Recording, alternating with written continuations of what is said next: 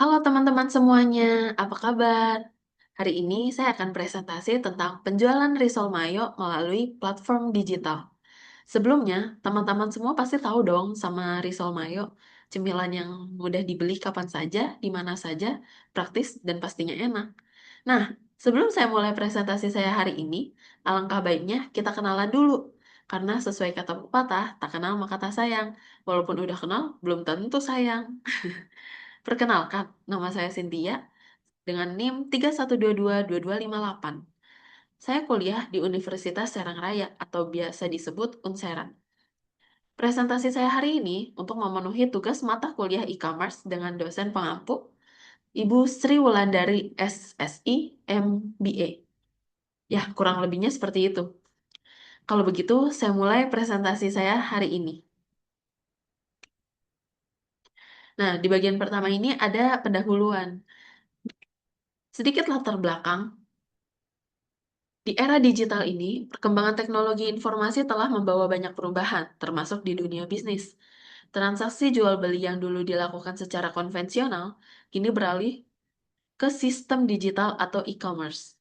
E-commerce memberikan peluang besar bagi UMKM untuk menjangkau pasar yang lebih luas dengan biaya yang relatif rendah. Salah satu produk kuliner yang sangat populer melalui platform digital adalah risol mayo, cemilan kekinian yang viral di media sosial. Namun, meski peluangnya besar, ada juga tantangan yang harus dihadapi, seperti persaingan pasar, ketahanan produk, dan strategi pemasaran digital yang tepat. Nah, berdasarkan latar belakang tadi, ada 3 rumusan masalah yang akan dibahas. Dari apa itu e-commerce dan bagaimana penerapannya di bidang kuliner, bagaimana strategi penjualan risol mayo secara online, dan apa saja sih tantangan dan peluangnya. Tujuan dari presentasi ini adalah menjelaskan konsep e-commerce di sektor makanan, mengkaji studi kasus penjualan risol mayo, dan menganalisis peluang dan tantangan UMKM kuliner di platform digital. Nah, sekarang kita lanjut nih ke bagian kedua. Di sini rumusan yang masalah yang tadi akan kita bahas satu persatu. Kita mulai dari tinjauan pustaka.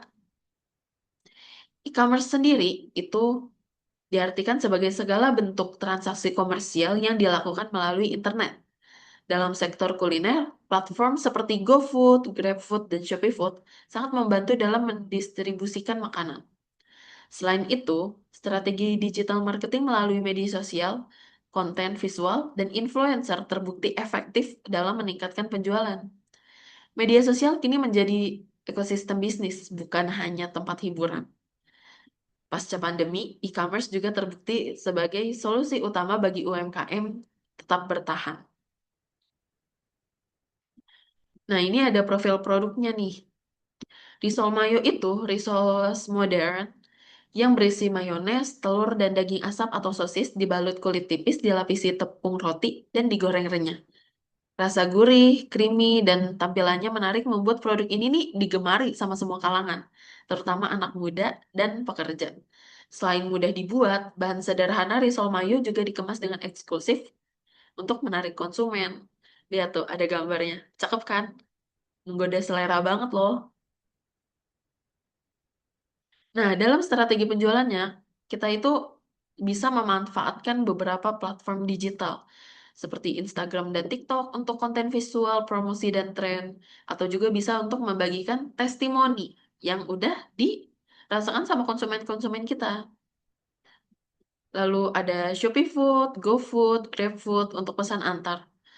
Juga ada WhatsApp untuk komunikasi personal. Juga ada strategi meliputi promo bundling, diskon, flash sale, atau endorsement dengan influencer. Nah, tapi tetap nih ada tantangan dan peluangnya. Tantangannya apa?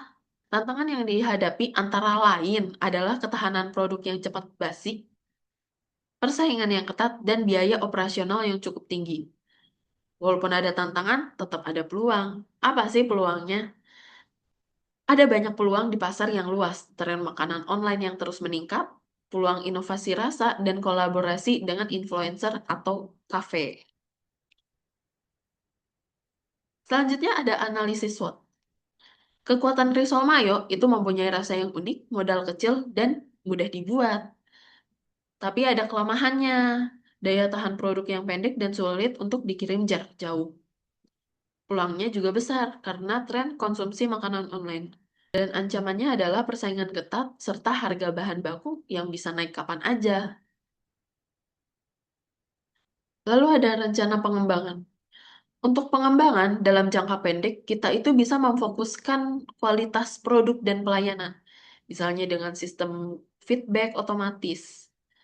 Dalam jangka menengah, kita juga bisa membangun branding digital yang kuat, membuat website, sistem pre-order, dan mengembangkan varian frozen untuk pasar yang lebih luas. Juga jangan lupa dengan kemasan ramah lingkungan. Lalu ada implementasi digital. Kita itu bisa memanfaatkan berbagai tools digital.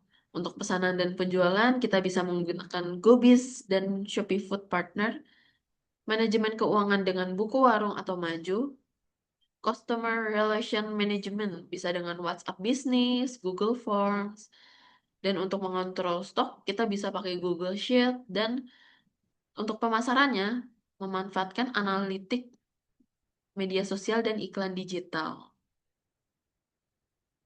Nah, kalau kita hitung biayanya nih, biaya produksi itu sekitar Rp79.000 untuk 50 buah risol mayo. Dengan harga jual per buah ditetapkan Rp3.000 dengan HPP Rp1.500 sehingga keuntungan per buah juga Rp1.500. Break-even point tercapai pada penjualan 26 buah per hari. Target kami 50 buah per hari sehingga sudah berada di atas titik impas dan menghasilkan keuntungan untuk saat ini. Tentunya kita mau untuk lebih maju lagi dong, ya kan? Nah, untuk mendukung data, saya ada menyediakan beberapa bukti nyata berupa screenshot pesanan melalui GrabFood, promo bundling yang pernah dilakukan, dan testimoni pelanggan yang puas dengan rasa risol mayo kami.